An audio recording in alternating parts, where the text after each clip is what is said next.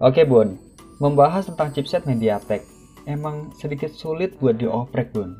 Bahkan puluhan dan ratusan komen yang masuk ke beberapa video bikin Bang Ojan sedikit susah buat tidur Bun. Ya jangankan buat tidur, mau ngahuap nasi juga sering kagak jadi Bun. Pasti kalian semua yang pakai device MediaTek pernah berpikir, kenapa MediaTek kagak bisa di overclock? Bahkan kernel overclocknya pun kagak ada. Nah, daripada kalian penasaran udah kayak tuyul yang belum nyusu, mendingan kita bahas aja Bun.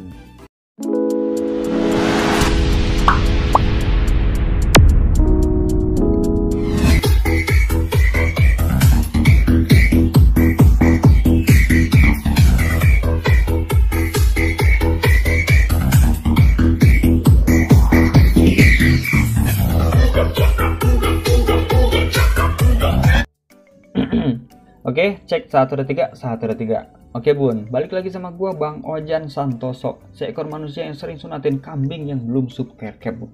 Nah makanya kalau misalkan nggak mau jadi kambing, mendingan sub kerkep sekarang. Nanti sama Bang Ojan dititipin salam ke janda suami 2 Bun. Nah di video sekarang Bang Ojan mau membahas tentang overclock MediaTek. Oke, jika kita pernah memegang HP Android, kita pasti udah nggak asing lagi dengan chipset Snapdragon dan MediaTek kan. Yang dua kita lupain dulu Bun. Nah kecuali kalau misalkan kalian mak-mak, yang mak-mak tahu hanya coet dan ngebut di jalan tol pakai legenda.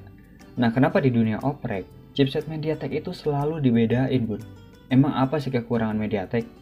Padahal kan yang kita tahu, MediaTek itu setara sama chipset Naga Bonar. Bener kan? Apa karena MediaTek itu jelek? Atau karena MediaTek murah? Nyolong keropak di masjid atau jual samping engkong buat beli HP MediaTek itu nggak murah Bun. MediaTek juga mahal kok. Dan banyak MediaTek yang bagus buat main game. Contohnya adalah MediaTek G95T atau MediaTek Dimensity 1000. Terus apa alasannya file mode Magis, custom ROM, custom kernel, bahkan overclock itu jarang banget di MediaTek. Alasannya cuma satu Bun, nanas. Ya buat di zaman sekarang, zaman yang semua serba canggih, modal bisa terlentang, obeh tengkurap, mandi ngajongkeng, molor ngajungkir. Nah MediaTek juga pasti ada yang dingin kan. Sebenarnya untuk di zaman sekarang yang semua serba canggih pun, nama MediaTek itu nggak bisa dilupain Bun. Karena dulunya adalah chipset MediaTek itu salah satu chipset terpanas sepanjang sejarah perjandaan. Jadi sampai sekarang pun, itu MediaTek masih termasuk chipset terpanas setelah iPhone. Ya meski sudah beredar chipset MediaTek yang dingin, tapi chipset tipe panas itu masih mendominasi. Maka dari itu, chipset MediaTek hanya menyediakan custom ROM dan beberapa custom kernel basic stock. Dari borojolnya MediaTek pun itu udah panas Bun. Gimana jadinya kalau misalkan kita menggunakan custom kernel overclock dan ditambah lagi mode Magis atau tweak. Bisa-bisa MediaTek disebut kompor portable. Bisa angetin soto, bisa masak mie, kulub hui, bahkan bisa buat gosok baju. Kalau misalkan nih kita menggunakan mode Magis atau tweak gaming, maka Android kita pasti akan lebih panas dan tambah panas lagi kan. Melebihi panasnya lihat mantan kirim undangan. Panas banget Bun.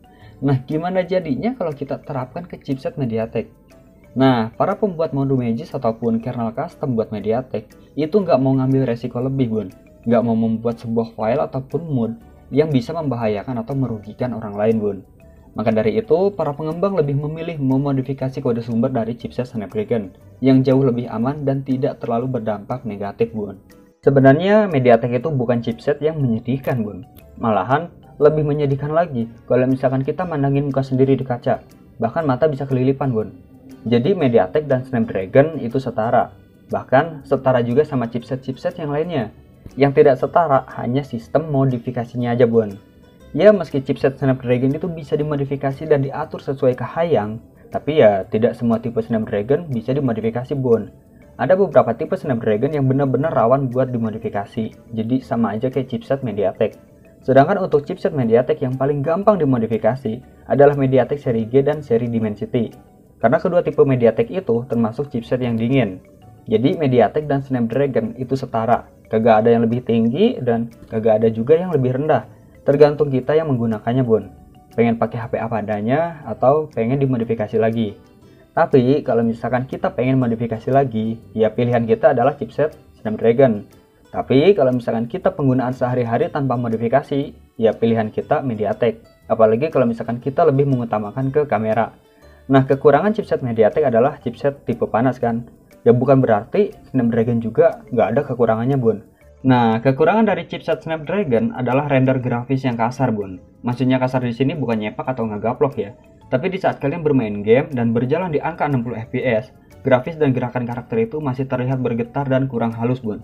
Berbeda lagi kalau misalkan kalian bermain game di chipset MediaTek dan berjalan di angka 60 fps, itu bakalan lebih halus lagi dibanding Snapdragon. Nah, itulah kekurangan dari chipset Snapdragon atau chipset Naga. Jadi, semua chipset itu sama aja, hanya berbeda cara menggunakannya aja, Bun. Kesimpulannya, kenapa chipset MediaTek itu sulit dimodifikasi dan sedikit mustahil juga di overclock? Karena chipset MediaTek termasuk chipset tipe panas dan kurang begitu tahan terhadap panas. Tetap aja, Bun, ya meskipun sulit dimodifikasi, kalian masih bisa memodifikasinya, tapi dalam batasan normal dan tidak berlebihan. Cara modifikasinya gimana, Bang? Ya, cara modifikasinya sama aja seperti chipset Snapdragon, tapi dengan file dan mod yang terbatas, Bun.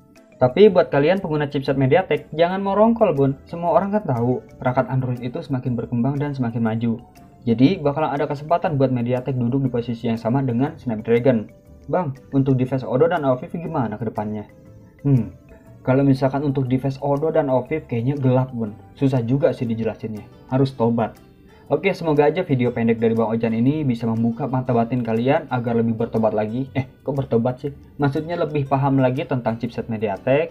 Kenapa MediaTek itu nggak ada kernel overclockingnya, kenapa mode magisnya sedikit, kenapa susah dimodifikasi, dan masih banyak lagi, Bun. Chipset MediaTek juga bagus buat pergamingan, tapi ya di tipe-tipe tertentu. Oke, kayaknya Bang Ojannya harus pamit. Kalau misalkan kalian ada pertanyaan tentang mode magis ataupun overclocking MediaTek, silahkan kalian tulis aja di kolom komentar. Bang Ojannya belum ibak, sampai ketemu di video selanjutnya, Bun. Wassalamualaikum warahmatullahi wabarakatuh. Thank you.